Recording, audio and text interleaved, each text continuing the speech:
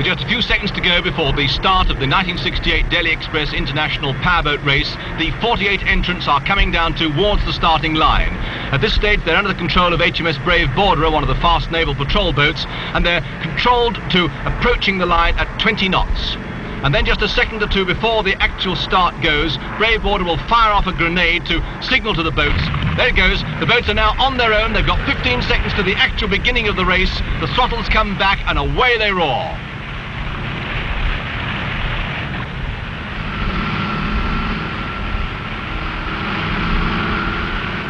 Even here in the Solent, the conditions were pretty rough, but nothing at all compared with what these boats would have to look forward to going across the open seas of Lyme Bay.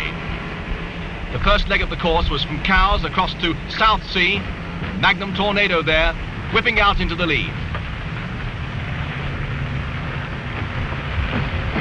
The slower boats coming through after.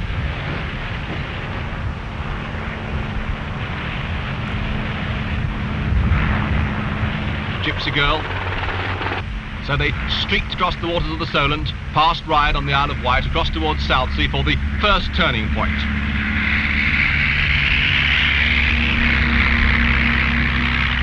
On this first leg, the leading boats were going at speeds approaching 60 miles an hour, but it was already clear that such fantastic speeds would not be maintained once the open sea was reached. Also at this time there began the duel, which was to run for nearly half the race between Magnum Tornado, driven there by Vincenzo Balestrieri, and hot on her heels Sir Fury, driven by Charles and Jimmy Gardner. Charles and Jimmy Gardner at the start of this 1968 race were the only men to have won the Cowes to Torquay race twice. And of course at this stage in the race, one of the big questions is tactics. Do you in fact open up your throttles and try to lick everything else in sight, or do you quietly nurse your engine a little bit and just hold back in the hope that your chance will come later on? And it was thoughts like these that were going through Tommy Sopwith's head as he drove Telstar, lying in 4th place on the tail of Bill Shan Kidd, lying just ahead in Ultimatum. And there was a tremendous temptation there to open the throttle and say, well, we'll blow them off, but fortunately one resisted that. But I think that Bill's boat is more difficult in a turn than ours, and we managed to drop an inside flap and turn quite nicely inside him. So we got the lead back from him. When I say the lead of this private duel. At this stage, really, one's main objective was to finish. I wasn't thinking in terms of winning the race at all, because although Telstar is a fantastic 25-foot boat, she is only a 25-foot boat. And it was indeed quite clear that this was not going to be the day for the 25-foot boats, and that only the really big boys would stand a chance of blasting their way through the heavy seas which must be expected down in Lyme Bay. After the South Sea turn, the boats came around to roar down for the second time past Cowes. There's Delta there, driven by Ricky Gardner, Charles Gardner's son, a boat owned by Charles Gardner's daughter. One of the fast Vosper boats keeping up as well as it could with these incredibly speedy racing boats. Back there across the mouth of the Medina River at Cowes. And at this stage, Sir Fury had taken over the lead from Magnum Tornado. Sir Fury, 111 there, this long delta-shaped boat, this dart-shaped boat. Back now, right across the original starting line.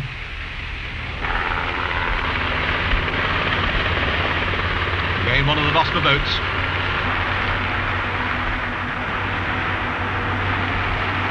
And now the roar down the western Solent down towards Yarmouth. Magnum Tornado there, number 4, on the heels of Sir Fury, driven into the lead at the moment by the Gardner brothers.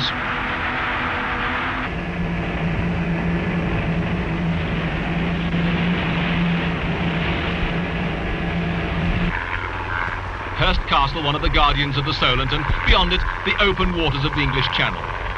This is where the waves became mountain. The small boats were clearly at this stage going to have a really great problem. As Tommy Sopwith said, just to keep going and to finish in a 25-foot boat was going to be the real achievement of the day. Well, the outboard powered boats there, Scavenger, 2 outboards on the back, already beginning to suffer. Number 82 there, Badger, the boat owned and driven by Lady Arran. Been doing very well this year in the smoother waters. Violet Aitken there in ultraviolet, again a regular racer in this Cows to Torquay race. Finding now the open waters and the big waves a little too much. And indeed the Weymouth Belle wasn't to be the only boat which quietly went into port on this particular morning. Maltese Magnum, one of the small boats which had done so well down the Western Solent and had scorched her way up amongst the leaders, was now in trouble and beginning the slow and painful haul back towards Cowes. But ahead of her, the three boats in the lead were beginning to approach the open waters of Lyme Bay. Sir Fury by the Gardner brothers, Magnum Tornado by Ballastreary, and Tommy Sopwith beginning to wonder how he and Telstar would handle the bay. I knew that Sir Fury and Magnum Tornado were having a monstrous duel, and we couldn't take them on that ground at all. Both boats were longer than we were, both boats were more powerful, but the length was much more important than the power. So one watched them go off with Brave Borderer. We thought we were probably in the first half dozen at that stage, but didn't really know. And we then went on a sightseeing expedition right round Lyme Bay. While Tommy and Telstar went on this expedition, the two dueling champions to date were fighting it out across the waters of Lyme Bay. Magnum Tornado with Vincenzo Ballastreary driving, just at that stage slightly ahead of Sir Fury with the Gardner brothers.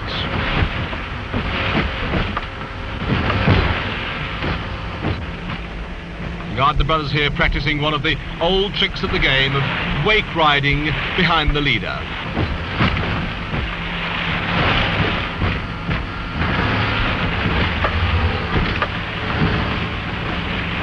Conditions like this impose both upon boat and upon occupants quite unbelievable stresses. The question in seas of this kind is simply, can the boat stand it? Can the driver and his co-driver and navigator stand it?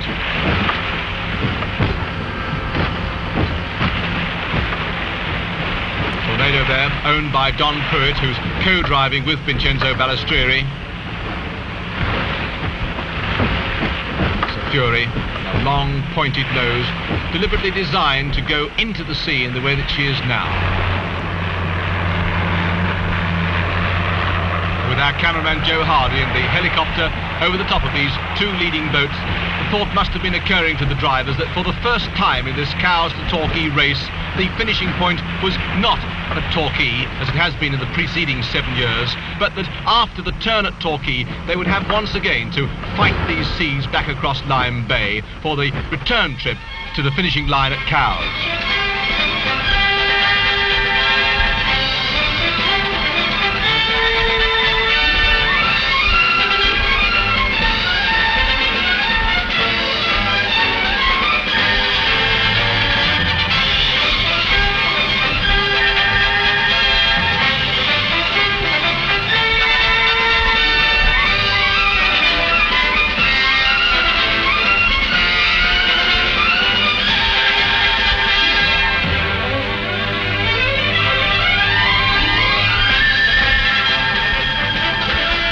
Although the race was to start and finish at Cowes with Torquay as just a turning point, by cutting out some of the preliminary detours around the Isle of Wight at the Cowes end, the overall length was only about 30 miles longer. But the significant fact was that the boats would have to cross Lyme Bay in both directions. And as Magnum Tornado and Sir Fury went across Lyme Bay into the seas, leaving these incredible footprints on the surface of the water, the thought must have occurred to them both that shortly they would be finding out how the boats would handle when the sea was following. It was literally neck and neck across the open waters of Lyme Bay. And then the Sir Fury, with her 8-foot longer length, slowly crept past Magnum Tornado. And so it looked as though Charles and Jimmy Gardner were in the lead, and that, as last year in very different conditions, they would be the first boat to Torquay. But meanwhile, of course, Tommy Sopwith was off on what he'd called his sightseeing expedition around Lyme Bay. We arrived from totally the wrong direction, obviously, having been around the coast, and had to go through the spectator fleet, which was round the marked boat off Brixham itself. And I slowed down, passing this boat, and tried to ask them in Pigeon Sign Language where we were. And all we got from them was a series of grins and thumbs in the air, and they were obviously delighted and giving us a friendly wave, but unfortunately it didn't mean very much to us. Then we got to the last of the 3 marks in Torquay, and a chap held up a blackboard with first on it. I think that's one of the most astonishing moments of my life, because even at that stage we didn't consider for an instant that we were in the lead. One was flabbergasted. But back in Lyme Bay, disaster was striking at Magnum Tornado. She was obviously in serious trouble, coming to a stop and wallowing in these boisterous channel waters. Sir Fury clearly now ahead towards Torquay.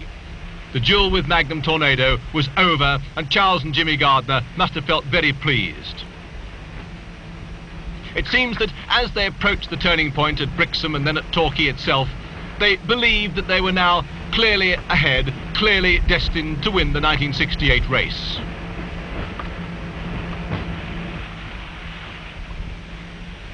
Along the cliffs of Torquay, Sir Fury it seemed, and certainly Tornado was no longer a threat. HMF Brave Borderer alongside Magnum Tornado in an attempt first of all to save the crew and if possible to save the boat. Vincenzo Balestrieri, the driver, Don Pruitt, co-driver and owner of Magnum Tornado, waiting to be taken off onto Brave Borderer. A desperately sad and disappointing moment. Clearly the driver and co-driver were safe. The big question now was, could Magnum Tornado be secured, pumped out and salvaged? Vincenzo Balestrieri coming aboard there.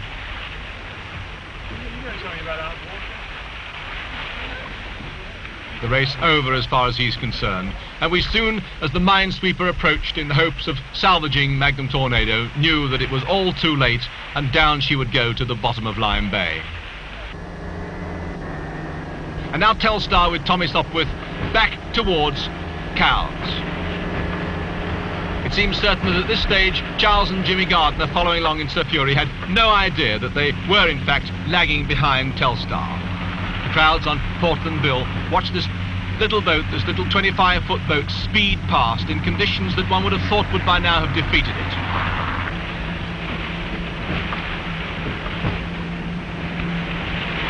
Tommy Sopwith himself throughout the race was dogged with the thought that either he or his boat would let the other one down. His big preoccupation all the way through was not to win, but just to finish.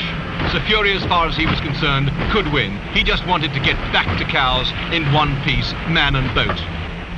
Passing Dalston Head, one knew that the rough water was going to end with Hurst Castle. And it was in this stage that one's mind went back to the original design conferences that we had when Telstar was being conceived on paper. And the specification that was given to Wilf and Mike Suter, those fabulous boat builders in Cowes, who said that the driver would brake before the boat. And fortunately neither did, but I'm quite certain that the driver was much closer to it than the boat at any part in the race. Charles de Selencourt, one's navigator, who's equally indestructible. It's marvellous not to have to worry about one's co-victim in the boat at all. I was only concerned with keeping the boat in one piece because I knew that Charles would take anything the boat would take, and at that stage I was certain that the boat could take a hell of a lot more than I could.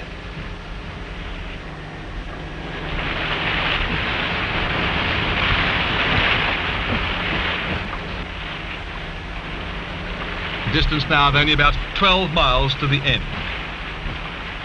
But mind you, at this stage of the race, when you're still terribly conscious of the fact that an engine breakdown or a structural failure of the boat could rob you of the success which you've fought so hard now for 5 hours, 12 miles seems an extraordinary long way away. And even now, when in fact the race was in the bag, Tommy Sopwith still was apprehensive that some of the bad luck of which he's had so much would dog him again.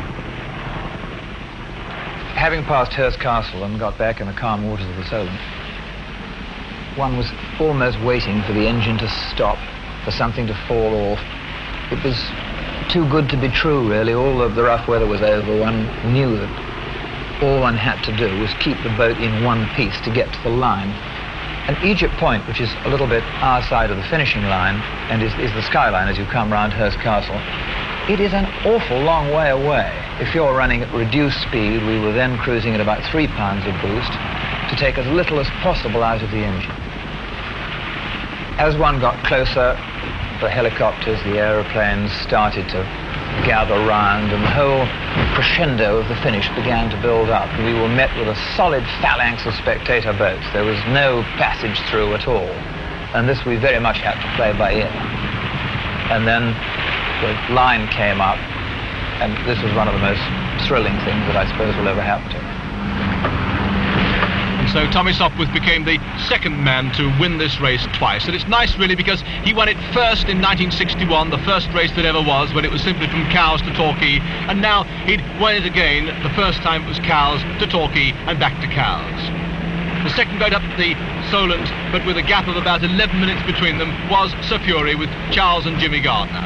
Apparently still at this moment confident that success was theirs. Remember that they hadn't seen Telstar at all from the moment that they'd left those opening tussle moments, and that the whole of the struggle as far as Sir Fury was concerned had been with Magnum Tornado. Now she's home and over the line into Cowes to find, perhaps with consternation, the winner's berth is already occupied by Tommy Sopwith and Telstar. And so for another 4 hours, the boats which managed to finish this grueling race came back into Cowes. Out of 48 starters, only 23 finished, including number 123 UFO here, which came in third. Only 23 out of 48 finished, and of those 23, only 20 managed to fulfill the minimum speed requirements to be considered for final placing in the race. Not a fast race this time. Average speed by Tommy Sopwith of only 38 miles an hour. But a very great race, a real classic powerboat race, and a real classic for Tommy Sopwith. It's difficult to imagine any man for whom there would have been more public pleasure at the winning ticket for this particular race. He won it in 1961 when the race first started. He's had 3 non-finishing attempts. He ran the race himself as race secretary from 1964, 65 and 1966. And now here in 1968, he's in the winner's berth, having completed this great double of having won the first Cowes to Torquay race, and now having won the first Cowes to Torquay to Cowes race. Tommy Sopwith, the moment of relaxation now arrived. The moment of certainty at last that he really would keep going, and that Telstar, this splendid boat, also really would keep going. A great turnout, well done Tommy indeed. Great public jubilation to see Tommy Sopwith, this great sportsman, finish this race, which is in so much his own race, to finish it first in 1968.